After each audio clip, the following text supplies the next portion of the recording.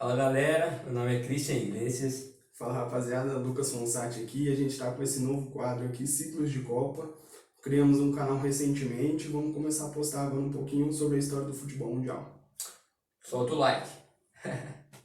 E para começar essa nossa série, a gente escolheu o ciclo da Copa do Mundo de 2002, que começa no ano de 1999 e vai se encerrar um pouquinho antes da Copa do Mundo, que o Brasil sagrou-se campeão, rapaziada.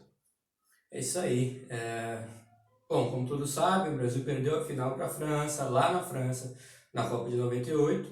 E o Zagallo, então, terminou sua passagem pela seleção brasileira e entrou o Luxemburgo, o Vanderlei Luxemburgo, Lucha, que ele já chegou implantando bastante mudanças já na seleção brasileira, né? Ele chegou na primeira convocação, ele só manteve 3 nomes que estavam na Copa do Mundo, são o Cafu, o Rivaldo e o Denilson. E no primeiro ano dele, que foi bastante movimentado, além de amistosos, o Brasil jogou 2 competições, né, no ano de 1999, que foi a Copa América e a Copa das Confederações. Na Copa América, o Brasil foi muito bem, né, o Brasil foi campeão. Naquela Copa América que surgiu o Ronaldinho Gaúcho, olha o que ele fez, olha o que ele fez.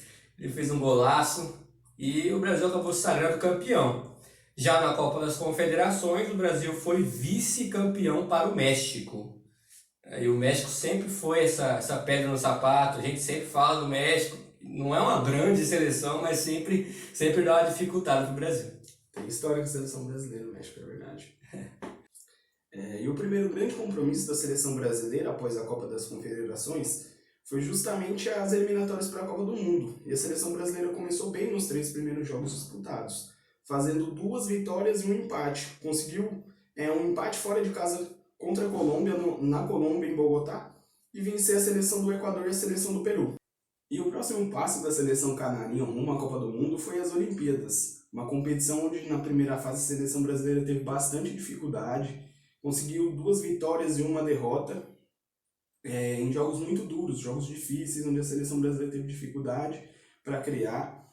E na próxima fase, que foi as quartas de final, a equipe brasileira acabou perdendo e sendo desclassificada, sendo eliminada. Em um jogo muito complicado com a seleção de Camarões, onde o Brasil teve tudo para conseguir a vitória e mesmo assim acabou sendo eliminado.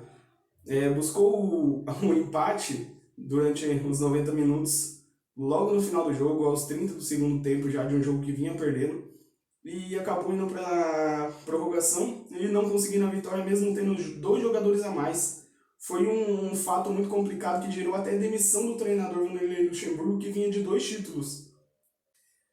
Após a queda de Luxemburgo, Emerson Leão assumiu o comando da seleção brasileira e no ano seguinte, em 2001, o Brasil disputou a Copa das Confederações. Uma campanha realmente muito ruim.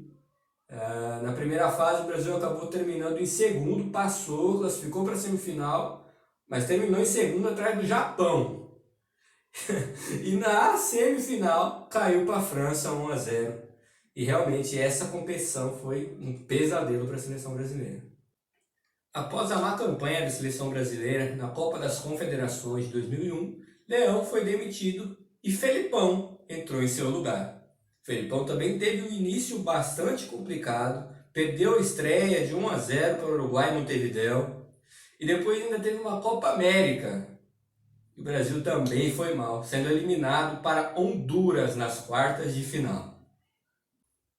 E o ano de 2001 foi um ano muito duro para a seleção brasileira, tanto dentro de campo, quando não conquistou nenhum título, não conseguiu nenhuma vitória importante, quanto no extracampo com os problemas de relacionamento de um dos principais jogadores com a comissão técnica. Um dos craques da seleção brasileira, um dos principais jogadores do mundo, Romário. Ele, com sua personalidade marcante, eu diria, teve alguns problemas de relacionamento com o técnico e com a comissão técnica por não querer disputar algumas partidas. Um jogo de eliminatórias com o Uruguai, onde supostamente o jogador teria se negado a disputar o jogo por conta de uma lesão que ele sentiu na coxa. A história que se conta é que ele teve algum problema nos treinamentos, alegou ter algum problema nos treinamentos, mas o treinador acabou descobrindo que ele tinha se envolvido, isso mesmo, o baixinho que gostava de uma bagunça teria se envolvido com uma aeromoça que ele conheceu no voo para o Uruguai em um jogo em que a seleção brasileira acabou perdendo e tendo dificuldades nas eliminatórias por conta disso. Isso teria irritado a comissão técnica e até alguns jogadores líderes do elenco da seleção brasileira. Esse foi um dos problemas que gerou um mal-estar ali dentro do ambiente da seleção, que já vinha tendo muitas dificuldades naquele ano. Era um ano muito duro e causa um mal-estar entre os jogadores essa treta toda de um cara não querer jogar uma partida e pode ser importante numa classificação para uma Copa do Mundo.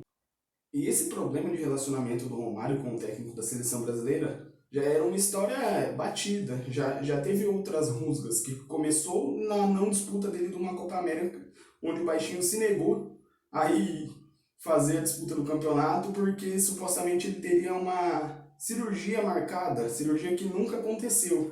E isso causou um mal-estar ainda maior ali dentro do elenco da seleção brasileira e acabou fazendo o técnico Felipão optar por, mesmo diante de muitas pressões por conta da lesão do Ronaldo, que era um dos craques da seleção brasileira na época, que causou uma pressão enorme pela convocação do Baixinho, o técnico optou por não levar esse jogador que estava causando um mal-estar dentro do elenco, uma coisa ruim ali, um clima tenso entre os jogadores que se sentiam mal por essa postura de não comprometimento do jogador com a seleção brasileira, com a instituição futebol brasileiro, que é muito sagrada para todo mundo, quem dirá para quem está lá querendo disputar uma Copa do Mundo.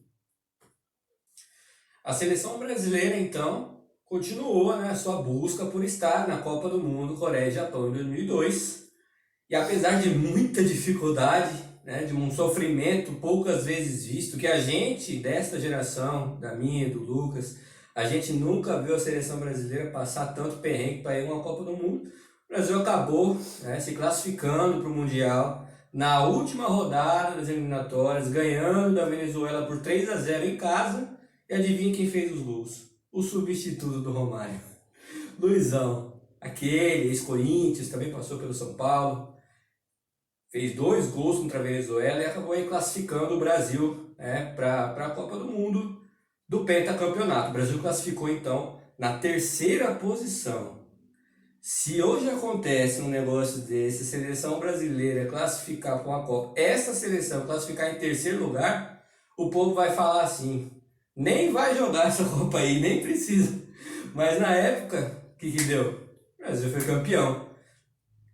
Não deixem de acreditar na seleção brasileira, nunca.